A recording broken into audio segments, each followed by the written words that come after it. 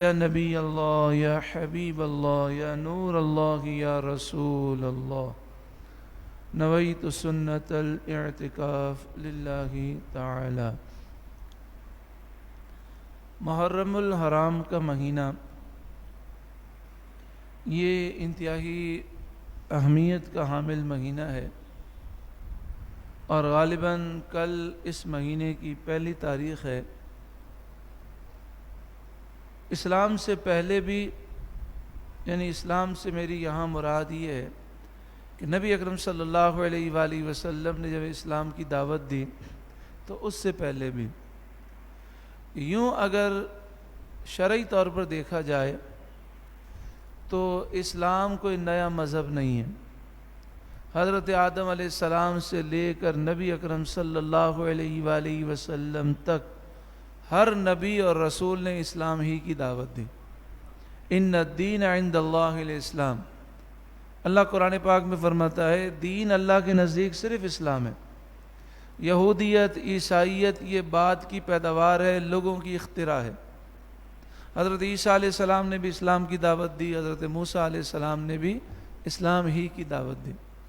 تو نبی اکرم صلی اللہ علیہ وآلہ وسلم نے جب اسلام کی دعوت دی تو اس سے پہلے بھی زمانہ جاہلیت میں محرم وہ مہینہ ہے جس کا احترام کفار مکہ بھی کرتے تھے، کفار عرب بھی کرتے تھے۔ محرم کا مہینہ شروع ہوتا وہ جنگیں بند کر دیتے، یہاں تک کہ اپنے باپ کا قاتل انہیں نظر آ جاتا اور محرم کا مہینہ ہوتا تو اس پر حملہ نہ کرتے، محرم کے مہینے کا احترام کرتے۔ جنگیں ختم ہو جاتی محرم کے مہینے میں۔ 4 مہینے ایسے تھے زمانہ جاہلیت میں جن کا کفار بھی احترام کرتے تھے: ذی قعدہ، ذی الحجہ، محرم۔ تو ان 3 مہینوں میں حاجی آتے حج کرنے اور پھر حج کر کے جاتے، تو چاروں طرف امن و سکون ہوتا، کسی حاجی کے قافلے پر حملہ نہ ہوتا، حاجیوں کے مال کو لوٹا نہ جاتا، بڑے امن و امان سے، یعنی 3 مہینے کے لیے پوری دنیا میں امن ہو جاتا۔ لیکن یہ کیسا دور ہم دیکھ رہے ہیں کہ زمانے جاہلیت سے برا دور ہے کہ ذی قعدہ میں، ذی الحجہ میں، محرم میں مسلمان کہلانے والے ہر وہ کام کر رہے ہیں جو گناہ کبیرہ ہے۔ لوٹ مار اپنی جگہ جاری ہے، قتل و غارت گری جاری ہے، چوریاں ڈکیتیاں جاری ہیں، پھر جو حرام کما رہا ہے وہ حرام کما رہا ہے، کوئی احترام نہیں ہے۔ لیکن زمانے جاہلیت میں یہ 3 مہینے، ذی قعدہ کا مہینہ شروع ہوتا، ذی قعدہ سے لے کر محرم کے اختتام تک 90 دن کافر اپنے جانی دشمن کو بھی معاف کر دیتے، یعنی معاف سے مرادی اس پہ حملہ نہیں کرتے، اس سے انتقام نہیں لیتے، بالکل امن و سکون ہو جاتا۔ حاجی آتے، حج کرتے، واپس جاتے، کسی کو کوئی خوف نہ ہوتا۔ اور ایک مہینہ اور تھا، رجب کا مہینہ، جس کا احترام پوری دنیا کے کافر کرتے تھے۔ تو حج کے جو مہینے تھے اس میں لوگ حج کے لیے آتے، اور رجب کے مہینے میں پھر عمرہ کرنے آتے، کیونکہ پھر عمرہ کرنے میں آنے جانے میں کوئی خوف نہیں ہوتا۔ اس لیے زمانے جاہلیت میں رجب کے مہینے کو شہرت حاصل ہے عمرے کا مہینہ، یعنی اگر آپ کتابوں میں پڑھیں تو رجب کے مہینے کا ایک نام ہے عمرے کا مہینہ، کیونکہ پوری دنیا کے لوگ جو ہیں رجب کے مہینے میں عمرہ کرنے آتے، ذی قعدہ، ذی الحجہ، محرم میں وہ حج کرنے آتے اور جاتے۔ محرم کی جو 10 تاریخ ہے وہ آج سے نہیں، زمانہ قدیم سے مقدس ہے۔ حضرت آدم علیہ السلام کی دعا قبول ہوئی محرم کی 10 تاریخ کو۔ نوح علیہ السلام کی کشتی جودی پہاڑ پر رکی 6 مہینے کے بعد، 6 مہینے پانی میں چلتی رہی۔ رجب کی 10 تاریخ کو حضرت نوح علیہ السلام کی کشتی چلی تھی طوفان نوح میں، 6 مہینے تک پانی رہا۔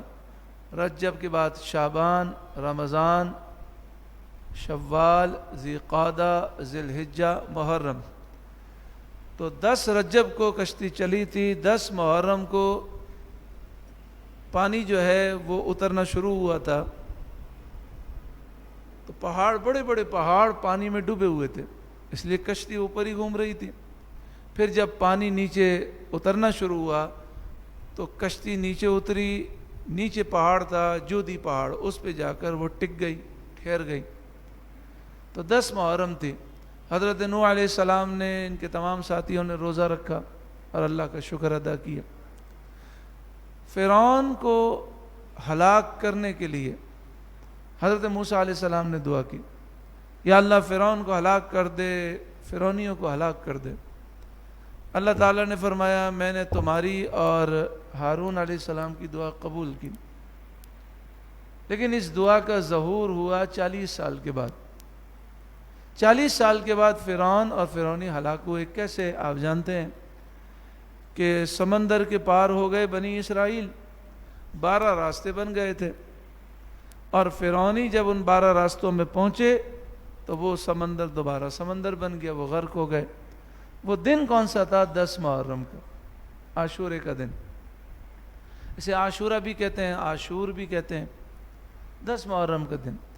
تو حضرت موسیٰ علیہ السلام اور ان کی قوم نے شکرانہ ادا کیا۔ تو موسیٰ علیہ السلام کی قوم میں نبی اکرم صلی اللہ علیہ وآلہ وسلم کی آمد تک یہ رواج تھا کہ وہ 10 محرم کا روزہ رکھتے تھے۔ نبی اکرم صلی اللہ علیہ وآلہ وسلم نے فرمایا اے یہودیوں تم 10 محرم کا روزہ کیوں رکھتے ہو؟ تو انہوں نے کہا ہم موسیٰ علیہ السلام کو مانتے ہیں۔ تو اللہ تعالیٰ نے موسیٰ علیہ السلام کو اور بنی اسرائیل کو ظالموں سے، فرعونیوں سے نجات دی، ہم شکرانے کا دن مناتے ہیں۔ تو نبی اکرم صلی اللہ علیہ وآلہ وسلم نے فرمایا نحن اولیٰ بموسیٰ منکم، ہم موسیٰ علیہ السلام کو تم سے زیادہ ماننے والے ہیں۔ تم دن مناتے ہو 1 دن روزہ رکھ کر، ہم 2 دن روزہ رکھ کر دن منائیں گے۔ تو دن منانا گناہ نہیں ہے، ہاں دن منانا گناہ اس وقت ہے جب شریعت کے خلاف کوئی کام کیا جائے۔ تو فرمایا تم روزہ رکھ کے دن مناتے ہو، ہم 2 روزے رکھیں گے۔ آپ صلی اللہ علیہ وآلہ وسلم نے صحابہ سے فرمایا 10 محرم کا بھی روزہ رکھنا، ساتھ میں یا تو 9 کا ملا لو یا پھر 11 کا ملا لو۔ آج بھی یہ سنت مبارکہ ہے۔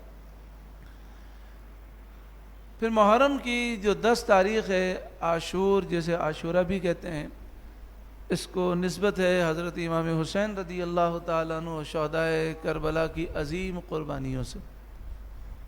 انشاءاللہ تعالیٰ آئندہ جمعۃ المبارک ہم اس موضوع پر سماعت کریں گے۔ محرم کی جو پہلی تاریخ ہے اس کو نسبت ہے امیر المومنین خلیفہ دوم فاروق اعظم حضرت عمر بن خطاب رضی اللہ تعالیٰ عنہ کی شہادت سے۔ امیر المومنین حضرت عمر رضی اللہ تعالیٰ عنہ کا معاملہ اگر دیکھا جائے تو بڑی شان والا ہے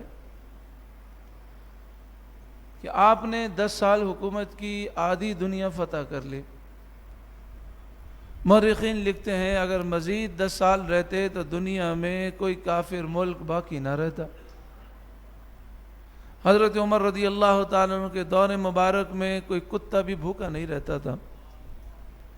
آپ فرمایا کرتے اگر نہر فرات کے کنارے، اب مدینے میں بیٹھے ہیں، یہاں تو ہمارے حکمراں اسلام آباد میں بیٹھے ہیں، بلوچستان کا پتہ نہیں ہے ان کو، کتنے 100 سے اوپر افراد جو ہے انتقال کر گئے، کتنے گھر جو ہے تباہ ہو گئے، کتنے لوگ جو ہے وہ بے گھر ہو گئے۔ حضرت عمر مدینہ شریف میں بیٹھے ہیں، مدینہ شریف حجاز مقدس، پھر اس کے بعد ہے شام۔ مدینہ شریف یعنی جو سعودی عرب کی بارڈر ہے یہ شام سے ملتی ہے، پھر پورا شام آپ کراس کر جائیں تو شام کی بارڈر عراق سے ملتی ہے، اور عراق میں کربلا میں دریائے فرات۔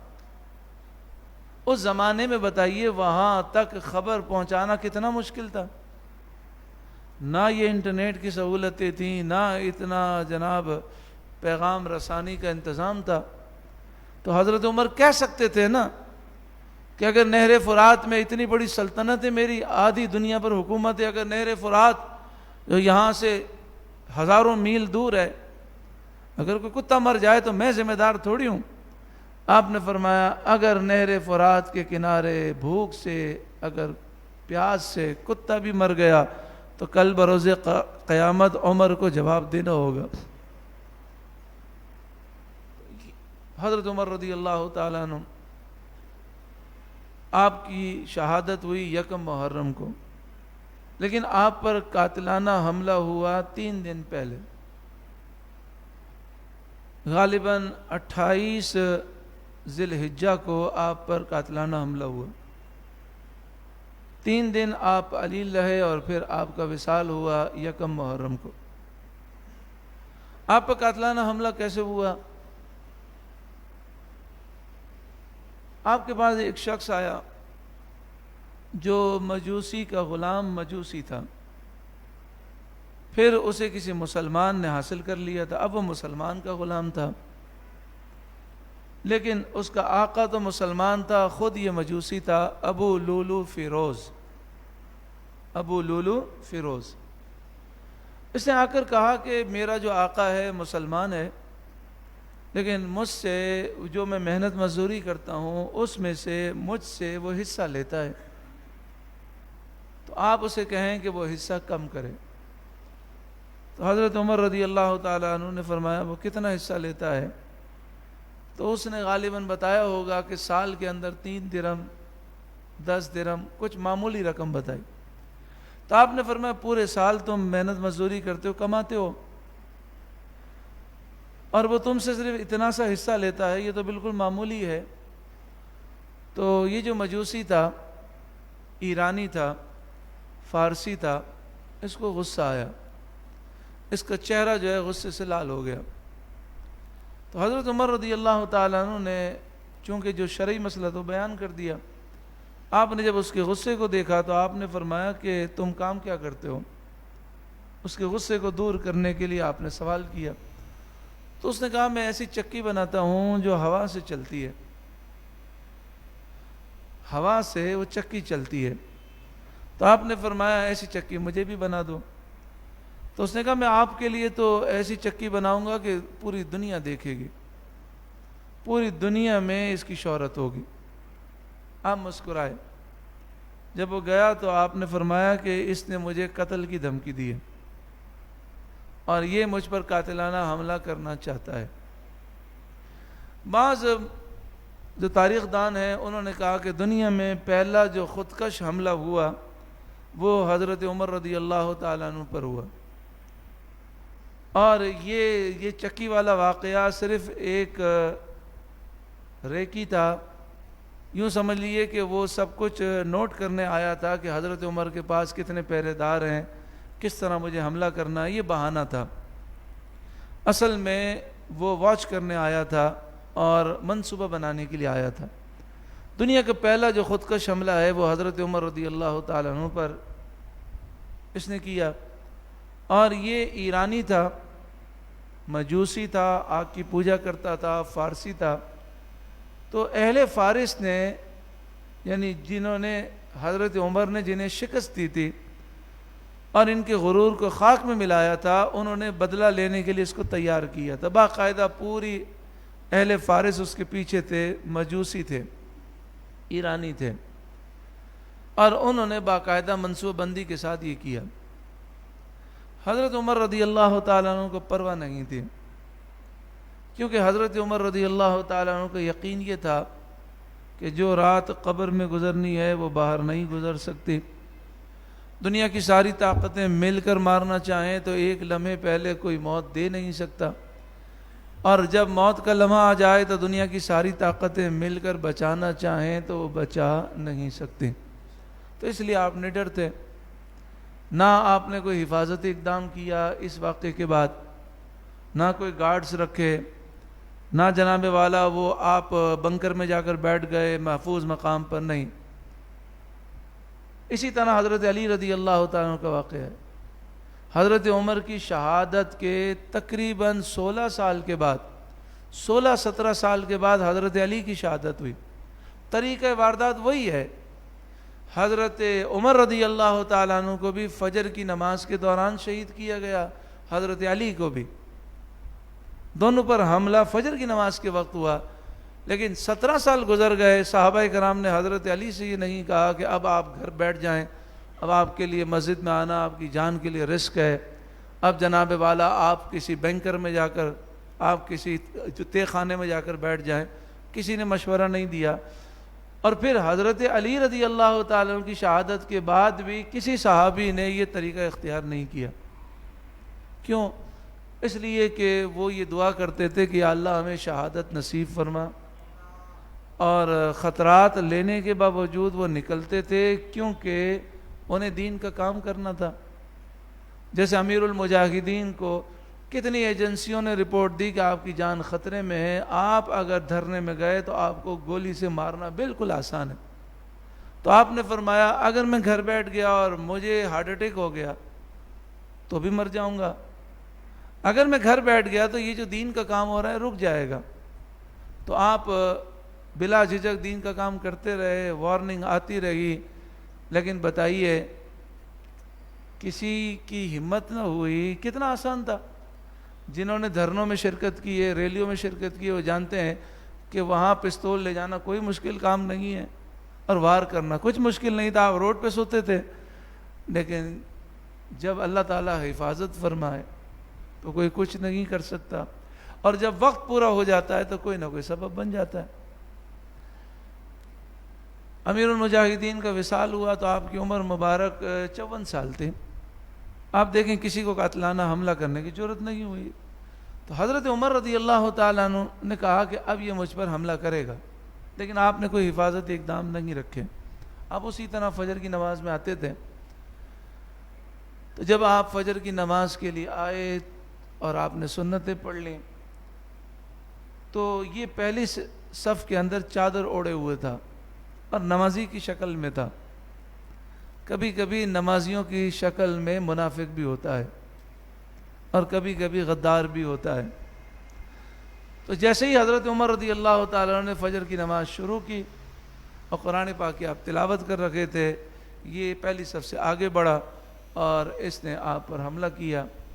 آپ زخمی ہو کر نیچے گر گئے، بے ہوش ہو گئے. یہ بھاگنے لگا تو اس کو پکڑ لیا. اب اسے معلوم تھا کہ میں بھاگ نہیں سکوں گا. تو خودکش حملہ اس حوالے سے کہتے ہیں اس کو دنیا کا پہلا خودکش حملہ، کہ اسے پتہ تھا میں مر جاؤں گا. تو اس نے حضرت عمر رضی اللہ تعالیٰ عنہ کو شہید کرنے کے لیے مجوسیوں کے کہنے پر اس نے یہ قدم اٹھایا. تو اسے پتہ تھا میں مر جاؤں گا، میں بھاگ نہیں سکوں گا. تو صحابہ کرام علیہم رضوان نے اسے پکڑ لیا تو اس نے خودکشی کر لی اور اپنے آپ کو مار دیا. حضرت عمر رضی اللہ تعالیٰ عنہ بے ہوش ہو گئے. جب حضرت عمر رضی اللہ تعالیٰ عنہ کو ہوش آیا، زخموں سے خون بہہ رہا ہے، شدید تکلیف ہو رہی ہے، آپ نے معلوم ہے سوال کیا کیا؟ آپ نے سوال پہلا یہ کیا، بتاؤ میری فجر کی نماز پوری ہو گئی تھی کہ باقی تھی؟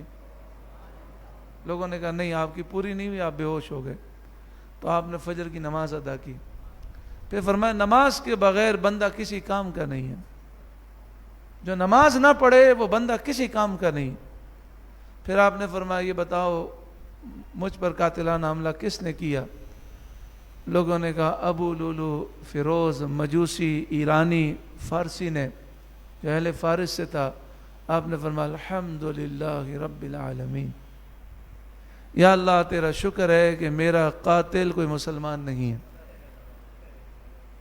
میری وجہ سے کوئی جہنم میں جلے گا نہیں. یا اللہ تیرا شکر ہے کہ میرا قاتل مجھ پر حملہ کرنے والا مسلمان نہیں ہے، کسی مسلمان نے مجھ پر حملہ نہیں کیا.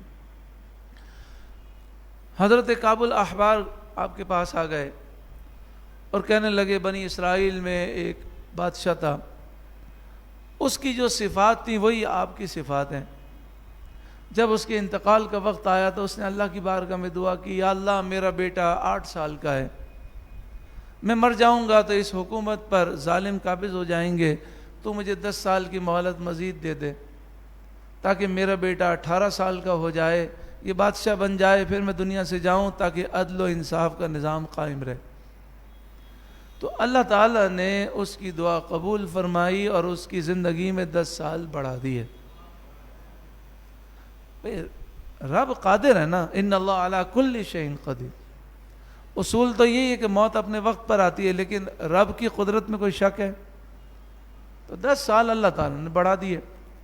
حضرت کعب الاحبار کہتے ہیں آپ عدل و انصاف کے پیکر ہیں، اور 10 سال کے اندر آپ نے جو حکومت قائم کی ہے، ظالموں کے پرخچے اڑا دیے، عدل و انصاف ہر طرف ہے اور سکون چین ہے۔ لاکھوں مربع میل کی سلطنت میں ایک عورت سونے کا مٹکا لے کر بھی اگر آپ کی سلطنت میں سینکڑوں میل چلے تو کسی کو آنکھ اٹھانے کی جرت نہیں ہوتی۔ تو مجھے امید ہے کہ آپ دعا کریں گے اللہ تعالیٰ آپ کی عمر میں بھی 10 سال کا اضافہ کر دے گا، اور اگر آپ کی عمر مزید 10 سال ہو جاتی تو پھر پوری دنیا میں کوئی کافر حکومت باقی نہ رہتی، کتنا دین کا کام ہو جاتا۔ لیکن یہ بات عام عقلوں میں نہیں آتی کہ حضرت عمر نے اس وقت جو دعا کی وہ ہماری عقل سے ماورا ہے۔ آپ نے دعا کے لیے ہاتھ اٹھا دیے اور عرض کی، یا اللہ میں جینا نہیں چاہتا، میں رسول اللہ سے ملنا چاہتا ہوں، میرے یار صدیق اکبر سے ملنا چاہتا ہوں، یا اللہ مجھے شہادت دے دے۔ کیونکہ ہر نماز کے بعد آپ یہ دعا کرتے تھے، اللہم ارزقنی شہادتاً فی سبیلک واجعل موتی فی بلد حبیبک، یا اللہ مجھے تیری راہ میں مرنا نصیب کر، شہادت دے اور تیرے حبیب کے شہر میں موت دے۔ تو لوگ کہتے امیر المومنین بڑی عجیب دعا ہے، شہادت تو میدان جنگ میں ہوتی ہے، آپ شہادت بھی مانگتے ہیں اور مدینے میں مرنا بھی مانگتے ہیں، مدفن بھی یہی مانگتے ہیں۔ تو اللہ نے آپ کی یہ دونوں دعائیں قبول فرمائیں، شہادت بھی نصیب ہوئی، اللہم ارزقنی شہادتاً فی سبیلک واجعل موتی فی بلد حبیبک۔ تو اللہ نے دونوں دعائیں قبول فرمائیں۔ تو آپ نے ہاتھ اٹھائے اور عرض کیے، مالک مجھے جینے کی خواہش نہیں ہے، مجھے رسول اللہ سے ملنے کی خواہش ہے، اپنے محبوب کا دیدار کرنے کی خواہش ہے، حضرت ابوبکر صدیق سے ملنے کی خواہش ہے، اے اللہ تو کرم فرما اور مجھے شہادت دے دے۔ حضرت کعب الاحبار حیران ہو گئے اس دعا پر، دنیا حیران ہے کہ اتنا دین کا کام کر رہے تھے، مزید 10 سال جی جاتے تو کتنا کام ہو جاتا، لیکن اللہ والوں کی سوچ ہماری عقل سے ماورا ہوتی ہے۔ کچھ ہی دیر کے بعد حضرت عمر رضی اللہ تعالیٰ عنہ کی شہادت ہو گئی۔ حضرت عمر رضی اللہ تعالیٰ عنہ کو اللہ نے وہ مقام و مرتبہ دیا کہ آپ کے نام میں اتنی ہیبت ہے کہ جو حضرت عمر رضی اللہ تعالیٰ عنہ کا ذکر کرے، تذکرہ بار بار بیان کرے، اسے بھی اللہ جرت اور بہادری اور شجاعت عطا فرماتا ہے۔ شیطان حضرت عمر کے قریب نہیں آتا تھا، حضرت عمر جس گلی سے گزرتے حضور فرماتے اس گلی سے شیطان نہیں گزر سکتا، یعنی حضرت عمر کو تو بہکانا دور کی بات ہے، جس گلی میں حضرت عمر ہوں اس پوری گلی میں کسی کو بہکا نہیں سکتا تھا شیطان۔ آج بھی حضرت عمر کے نام کی یہ برکت ہے، جو ان سے محبت کرے شیطان اس سے خوف زدہ ہوتا ہے۔ اللہ تعالی ہمیں حضرت عمر رضی اللہ تعالیٰ عنہ کے نقش قدم پر چلنے کی توفیق دے۔ آخر میں صرف یہی عرض کروں گا کہ جینا ہو اسلام کے لیے، مرنا ہو اسلام کے لیے۔ ہمارا جینا ہے دنیا کے لیے، اپنے بچوں کے فیوچر کے لیے، دولت بنانے کے لیے، کاروبار کے لیے، یہ جینا جانوروں جیسا جینا ہے۔ آخر میں ہم اس بیان کو مکمل کرتے ہیں امیر المجاہدین کی اس دعا پر کہ آپ کی یہ دعا مجھے بڑی پیاری لگتی ہے، میں نے اسے یاد کی۔ آپ اس طرح دعا کرتے ہیں اکثر جگہ پر، یا اللہ اس خاک مبارک کا واسطہ جس سے ایک بار تیرے محبوب گزرے، یا اللہ اس خاک کا واسطہ جس سے تیرے محبوب کی سواریاں گزری، ہماری بخشش و مغفرت فرما، مسلمانوں پر رحم فرما۔ یا اللہ مسلمانوں میں جہاد کی حرکت پیدا کر، یا اللہ مسلمانوں کے بدن اسلام کے کام آ جائیں، یا اللہ مسلمانوں کی جوانیاں اسلام کے کام آ جائیں، یا اللہ مسلمانوں کا وقت، ان کا مال اسلام کے کام آ جائے۔